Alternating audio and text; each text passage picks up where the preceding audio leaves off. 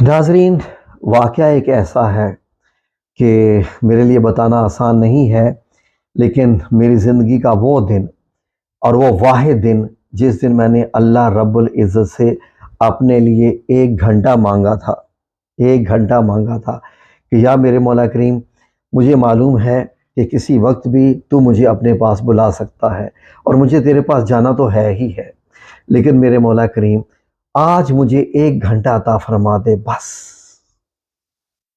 یہ تیری مہربانی ہوگی، یہ کام ہے، مجھے 1 گھنٹہ عطا فرما دے تاکہ یہ میں کام کر لوں، اس کے بعد بے شک تو میری روح نکال لینا۔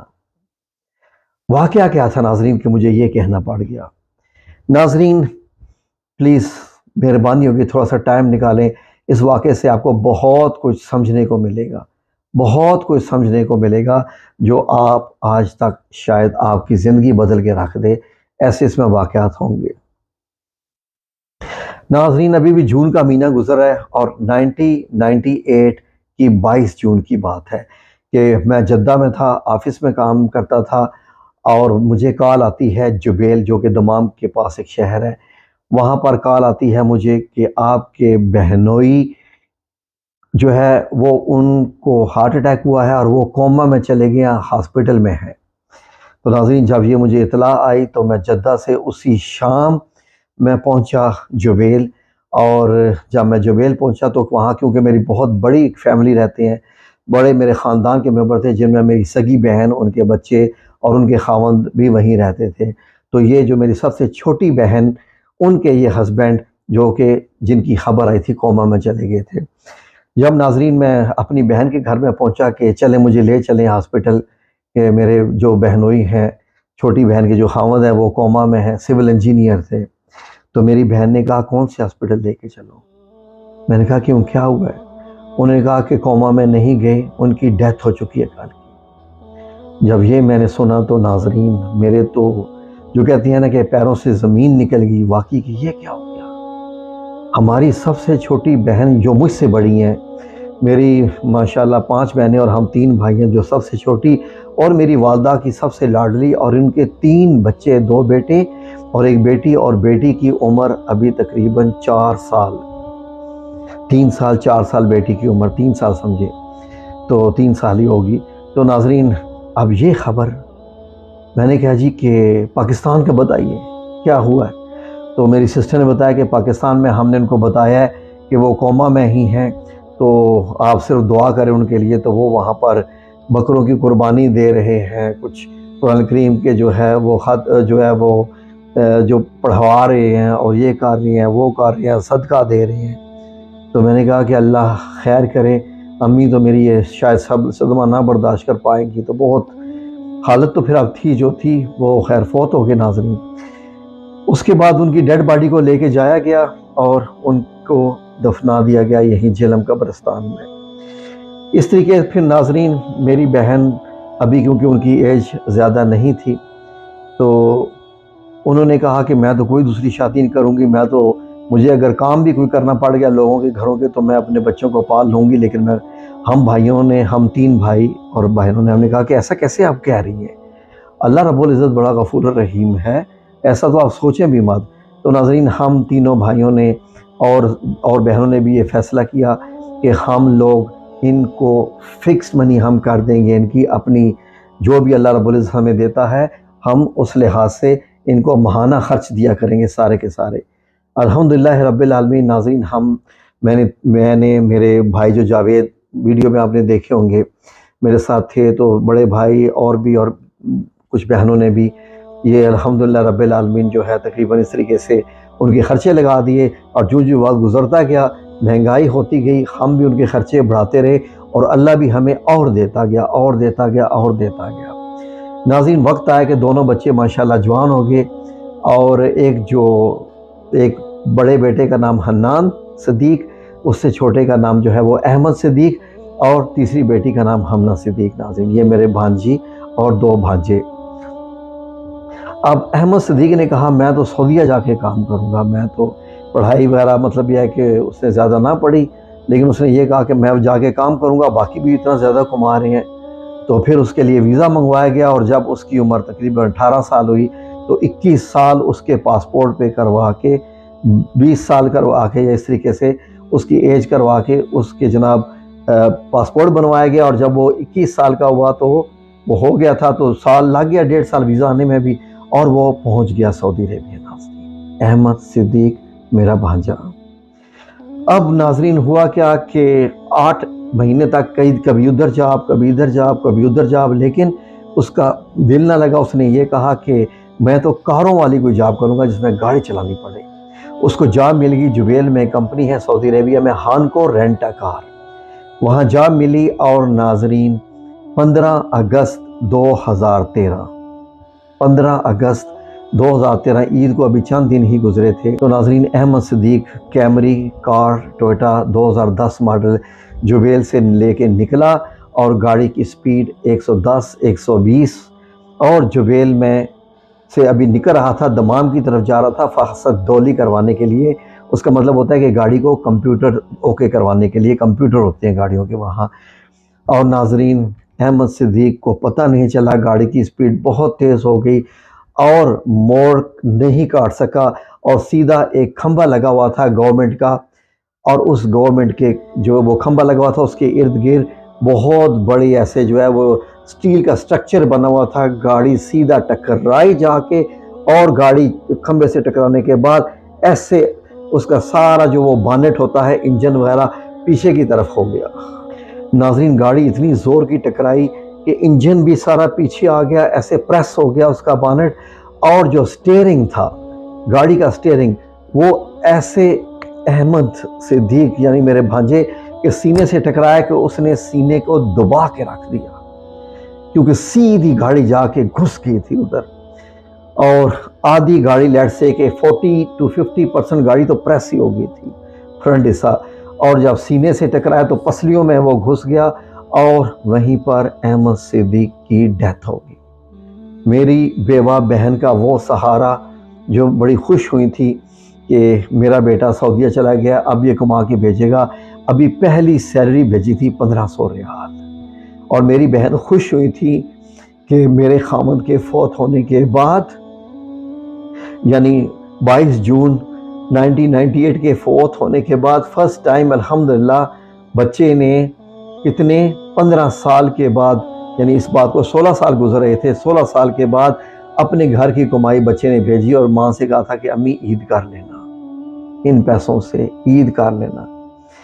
مجھے جب یہاں اطلاع ملی کہ سنی اس طریقے سے ایکسیڈنٹ ہو گیا تو ناظرین، اور اس کے بعد اس کی ڈیڈ باڈی کو پاکستان لے کے جایا گیا، اور وہاں پر اس کی قبر آپ یہ جو دیکھ رہے ہیں اسکرین پہ ناظرین یہ ہے۔ اب کیا ہوا ناظرین کہ ہانکو رینٹ اے کار والوں نے، سٹوری اب یہاں سے شروع ہوتی ہے بیسیکلی، یہ میں نے آپ کو اس کا پس منظر بتایا تھا سٹوری کا۔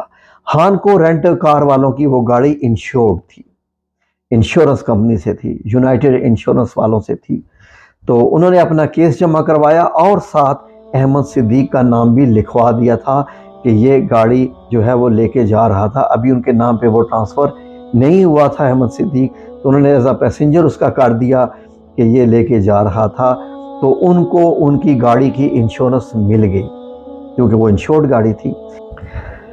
ناظرین اس کا کیس آ گیا جدہ والے ہیڈ آفس میں، یونائٹڈ انشورنس کی کمپنی والوں میں ہیڈ آفس میں آ گیا۔ ناظرین میں جدہ میں اپنی کمپیوٹر کی شاپ چلاتا تھا، جو کہ آپ سب لوگ جانتے ہیں جو میرے سبسکرائبرز ہیں، تو مجھے یہ کہا گیا کہ اب آپ اس کو فالو اپ کرو۔ میں ناظرین اس کمپنی میں گیا، مجھ سے تقریباً 20 کلومیٹر کے فاصلے یا 30 کلومیٹر کے فاصلے پہ تھی، تو میرے پاس اپنی گاڑی نہیں تھی، تو میں اپنی شاپ بند کر کے ٹیکسی پہ جا گیا اس آفس میں، اور میں نے ان سے کہا کہ اس طریقے سے ایک احمد صدیق کا کیس ہے، یہ اس کیس کی کاپی ہے میرے پاس، تو یہ آپ کے پاس ہے؟ انہوں نے کہا جی آیا ہوا ہے کیس انشورنس کے لیے۔ تو میں نے پوچھا، میں نے کہا جی اس کے لیے میں آیا ہوں، تو انہوں نے کہا جی کہ آپ کیا لگتے ہیں اس کے؟ میں نے کہا وہ میرا بھانجا تھا۔ انہوں نے کہا سب سے پہلے تو آپ کچھ ڈاکومنٹس بنا کے لائیں، آپ اللیگل ہیں، آپ کا کوئی حق نہیں بنتا آنے کا، پاکستان سے ڈاکومنٹس منگوائیے کہ آپ اس کے ماموں ہیں اور آپ اس کیس کو ہینڈل کر سکتے ہیں، ورنہ صرف احمد صدیق کی فیملی میں جو اس کی ماں، اس کا بھائی اور اس کی بہن ہے، صرف وہ اس کے حقدار ہیں، اور اس کے والد کی تو ڈیتھ ہے پیپر میں۔ تو پھر پاکستان سے پیپر میری بہن نے بنا کے بھیجے کہ یہ میرا بھائی ہے تو آپ جو بھی معاملہ ہے اس کے ساتھ کریں۔ اب ناظرین انہوں نے کہا جی کہ مسئلہ یہ ہے کہ کیس بڑا کمزور ہے، کیونکہ اس کی بہت بڑی مسٹیک ہے، اور اس کے بعد گاڑی کی تو انشورنس ہو چکی ہے، پیسنجر کی انشورنس کے لیے یہ بڑا کیس کمزور ہے، تو آپ چلیں خیر دیکھتے ہیں۔ ناظرین میں کیا کرتا کہ وہاں پر جاتا، اور وہاں جا کر اسی بندے سے جس سے بات ہوئی تھی اس کو میں سلام کرتا، تو کون ہے آپ؟ میں نے کہا جی وہ ظاہر ہے پچھلے ہفتے میں آیا تھا تو وہ کیس تھا تو یہ ڈاکومنٹس، اچھا آپ باہر بیٹھ جاؤ۔ میں وہاں جا کے بیٹھ جاتا اور چپ کر کے بیٹھ جاتا۔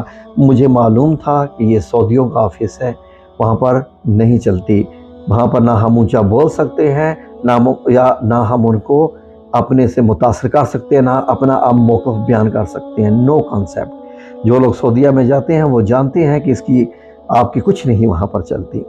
میں وہاں پر بیٹھ کے، اور وہ بندہ آتا جاتا کہتے تم بیٹھی ہو ابھی؟ میں نے کہا آپ نے کہا تھا بیٹھے تو میں کچھ بتاتا ہوں۔ اچھا ایسا کرو تم اگلے ہفتے آنا۔ میں نے کہا سر میں اگلے ہفتے آؤں گا۔ میں پھر چلا گیا، پھر میں اگلے ہفتے میں جا کے چلا گیا۔ میں نے کہا سر آپ نے نیکسٹ ویک آنے کو کہا تھا تو میں ٹھیک ٹائم پہ آ گیا۔ ہاں جی کیا بات؟ میں نے کہا سر وہ کیس تھا میرے بھانجے کا۔ تو کیا کیس تھا؟ میں نے کہا سر یہ اب ایسا ہوا کہ تقریباً میں 6 ماہ ایسے چکر لگاتا رہا۔ میں وہاں جاتا، وہاں جا کے بیٹھ جاتا، اور یقین کریں کہ وہ تمام آفس کے لوگ جو کہ اس کمپنی سے تعلق رکھتے تھے، بہت بڑی انشورنس کمپنی کے، وہ مجھے جان گئے، اور وہ انہوں نے کہتے ہیں ایک دن ایک ان کا سعودی آیا کوئی جو بہت بڑا افسر تھا، تو اس کے پاس وہ بندہ گیا تو مجھے کہتا ہے کہ آؤ میرے ساتھ، تو مجھے ساتھ لے گیا، تو بڑے افسر کو کہتا ہے سر یہ پاکستانی ہے، ایک پچھلے 6 ماہ سے آ رہا ہے بیچارہ، آ کے چوپ کر کے بیٹھ جاتا ہے، انتہائی شریف بندہ ہے، انتہائی شریف بندہ ہے، تو اس کا یہ کیس ہے۔ تو اس نے بڑے سعودی نے کہا کیا کیس ہے؟ اس طریقے سے ایکسیڈنٹ ہوا تھا تو اس کا بھانجا ہے تو یہ ہے وہ ہے۔ اب تو سب کو پورے دفتر والوں کو کیس یاد ہو چکا تھا پورا۔ تو اس نے کہا کہ بھائی بہت مشکل ہے، آج تک ایسا ہوا تو نہیں ہے، تو اینی وے ٹھیک ہے دیکھیں گے اسے کو، پھر آئے۔ اس نے کہا پھر آؤ کوئی بات نہیں۔ میں بھی جناب پھر وہی میرے پاس جو تسبیحات ہوتی تھی، میرے پاس تو ایک تسبیح تھی، میں نے تو اس کو رکھا ہوا تھا غیبی مدد کے لیے، میں جب بھی وہ تسبیح کرتا تھا تو میرا کام ہو جاتا تھا، حسبنا اللہ و نعم الوکیل، کہ میں اپنا وکیل اپنے رب کو بناتا ہوں اور اپنے معاملے اللہ پہ چھوڑ دیتا ہوں، اور میرا رب سب سے بڑا کارساز ہے، وہ راستہ نکالتا ہے۔ ناظرین میرے دل میں ایک ہی بات ہوتی تھی کہ میری بیوہ بہن ہے، دوسرا بیٹا بھی ان کا کماتا نہیں ہے، خرچہ تو ٹھیک ہے ان کا چل رہا ہے، اللہ رب العزت چلا رہا ہے جس طریقے سے بھی، لیکن اگر یہ پیسہ کوئی ان کو مل جائے نا انشورنس کا، یہ پیسہ مل جائے تو ہو سکتا ہے یہ ان کے کتنے کام آ جائے، دوسرے بیٹے کو کچھ کاروبار کر کے دے دیں، گھر کے بھی کام ہونے والے ہیں وہ بھی ہو جائیں، بیٹی کی پڑھائی ہونے والی ہے وہ ہو جائے۔ آپ کو معلوم ہے کہ پیسہ تو چاہیے ہوتا ہے، زندگی تو آنے جانے والی چیزیں آتے رہتے ہیں جاتے رہتے ہیں۔ تو میں ناظرین اس کے بعد میں پھر وہاں جا کے گیا، وہاں پر بیٹھا دوبارہ، اور میں 2-3 گھنٹے اپنی شاپ بند کر کے لاک کر کے، اور میری اپنی دکان کا کرایہ بھی 4,500 ریال ہوتا تھا مہینے کا۔ ناظرین اندازہ لگایا، لیکن مجھے اس چیز کی کیئر ہی نہیں تھی کہ میں اپنا بزنس کا لاس کر رہا ہوں، بہت لاس کر رہا ہوں، کہ میری 3 گھنٹے دکان بند رہ رہی ہے، ڈے ٹائم ہے، لوگ آتے ہیں، مجھے یہ صرف ہوتا تھا کہ یہ اللہ کرے ہو جائے۔ اب ہوا کیا کہ کیونکہ بڑے صاحب کو یہ بات معلوم ہو گئی تھی، تو بڑے صاحب نے جب میں گیا تو میں سیدھا ان کے پاس چلا گیا جی، تو انہوں نے کہا کہ اچھا یار ٹھہرو دیکھتے ہیں۔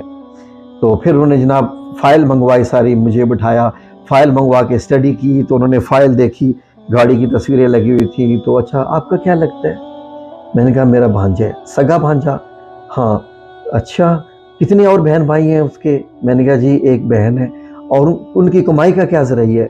میں نے کہا جی ابھی ان کا کوئی کمائی کا ذریعہ نہیں ہے، بس اللہ ہی ہے، مطلب یہ ہے کہ ان کا جو ہے وہ گزارا چل رہا ہے، اللہ رب العزت نظام میں کرنے والا ہے۔ میں نے اس کے ساتھ جب ایسے باتیں کی، میں نے کہا بس اللہ کریم ہوتا ہے، جس کا کوئی نہیں ہوتا، تو ان کا چل رہا ہے سارا۔ تو اصل میں کہتا ہے یار یہ بنتا نہیں ہے، بڑا مشکل ہے، ہم نے بھی اوپر جواب دینا ہوتا ہے، ہم نے بھی یہ کرنا ہوتا ہے۔ تو فی الحال کیس مطلب یہ ہے کہ اس کا دیا تو ہے، تو اینی وے ٹھیک ہے، میں بھی فارورڈ کر دیتا ہوں اپنی طرف سے، میں اچھے ریمارکس لکھ دیتا ہوں، کیونکہ اس لیے کہ یار تم نے جس طریقے سے بتایا ہے نا، تو میں بھی چاہتا ہوں کہ اللہ کرے کہ ان کی یہ مدد حاصل ہو جائے، اللہ تو کمپنیوں کی مدد کرتا ہی رہتا ہے۔ تو ناظرین اس نے مجھے کہا اگلے ہفتے تم نے اب آنا ہے اس دن اسی وقت۔ میں نے کہا چلو اگلا ہفتہ بھی صحیح، جہاں 6 माह गुजर गया, 1 हफ्ता और सही। मैं उस दिन गया تو پھر جناب میں اس کے پاس گیا تو اس نے کہا ہاں جی آپ کا چیک آ گیا جی۔ میں نے کہا سبحان اللہ و بحمدہ سبحان اللہ العظیم حسبنا اللہ و نعم الوکیل۔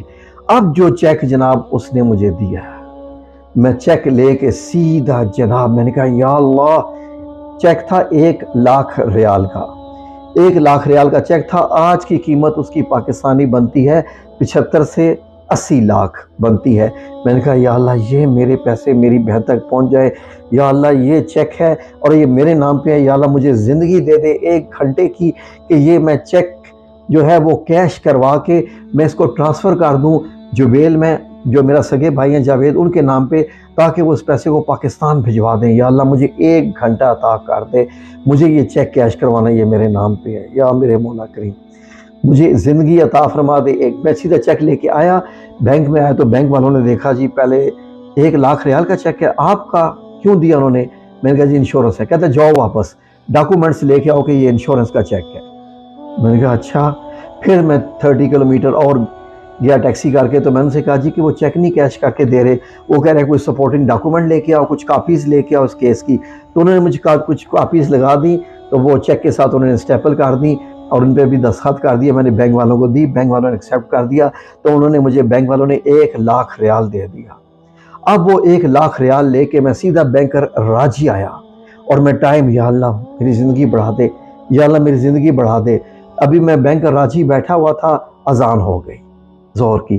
بینک والوں نے کہا کہ آپ نکلیے، آپ بینک بند کر رہے ہیں، 1 گھنٹے کے بعد آپ آئیے گا۔ اب میں نے کہا یا اللہ اب میں کہاں جاؤں؟ کیا مسجد میں لے کے یہ پیسے جاؤں؟ میں کہاں جاؤں؟ میرا اگر دم نکل گیا تو یہ پیسہ تو جس کو بھی مل جائے گا وہ لے لے گا، اب میں کیا کروں کیسے؟ میں نے ادھر جاوید بھائی کو کال کیا ہوا تھا کہ میرے پاس پیسے ہیں، میں بھی آپ کو ٹرانسفر کر رہا ہوں، تو انہوں نے اب دکان میری بند، سب کچھ بند، اور میں 1 گھنٹہ یا اللہ مجھے 1 گھنٹہ میری زندگی بڑھا دے یا اللہ۔ 1 گھنٹے کے لیے میں دوبارہ ٹیکسی کر کے سیدھا اپنی اکاموڈیشن آیا، اپنے اپارٹمنٹ آ کے وہاں پر پیسے رکھ کے میں نے جناب اپنے گھر میں ہی نماز پڑھی۔ نماز پڑھنے کے بعد پھر میں سجدے میں چلا گیا، اور سجدے میں جا کے میں نے کہا یا رب العزت کچھ اور منٹ میری زندگی، یا اللہ کچھ اور منٹ۔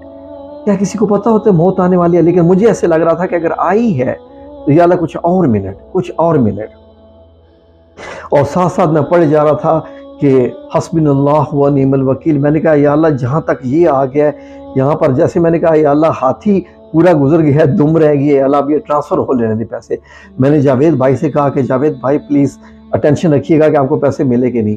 اتنے میں جب میں نے دیکھا 1 گھنٹہ گزر گیا ہے، اور وہ پیسے مجھے اپنی جان سے عزیز تھے، اس لیے کہ وہ پیسے میری بیوہ بہن کے لیے تھے، اور میرے اس یتیم بھانجے کی جو تھے وہ انشورنس تھی جو اب اس دنیا میں نہیں رہا تھا۔ وہ پیسہ میں نے زندگی میں کروڑوں کمایا، لیکن وہ جو پیسہ میرے لیے تھا، یقین کریں کہ آج تک کبھی مجھے اتنی پیسے کی اہمیت نہیں ہوئی۔ میں ناظرین جب میں گیا دوبارہ بینک میں، پھر میں نے لائن میں لگا، بھاری آئی، وہاں پر بینک والوں کو دیا پیسہ پاکستانی، یا اللہ جی اقامہ دیا، فوٹو کاپی لگائی، پیپر پہ لکھو کہ تم یہ پیسے بھیج رہے ہو، تمہارا کفیل کا بھی جو ہے وہ نام وغیرہ، تو رقم بڑی تھی 75-80 لاکھ ناظرین۔ اب وہ میں نے اپنے جاوید بھائی کے نام پہ جیسے ہی میں نے اس کو بینک والے وہ پکڑائے، اور جب مشین سے وہ سلپ نکلی، وہ سلپ جو ابھی آپ سکرین پہ یہ دیکھ رہے ہیں، میں نے ابھی تک سنبھال کے رکھی ہوئی ہے، یہ وہ سلپ ہے جو الراجی بینک الراجی سے نکلی تھی ناظرین۔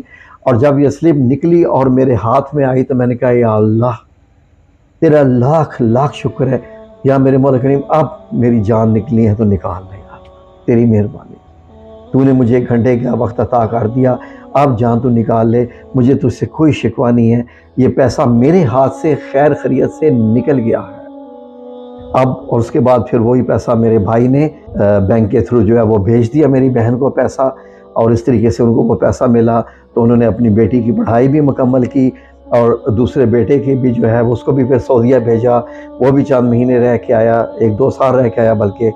اس کے بعد اس طریقے سے انہوں نے کافی گھر کا بھی کام کروایا، بیٹی کی پڑھائی بھی مکمل ہوئی، اس نے MBA کیا۔ تو ناظرین یہ تھا میرا واقعہ جو میں نے آپ کو بتایا کہ مجھے 1 گھنٹے کے لیے میں نے اللہ رب العزت سے وہ مانگا تھا وقت، لیکن کیونکہ اس لیے کہ مجھے معلوم تھا کہ انسان کی جان کسی وقت بھی نکل سکتی ہے۔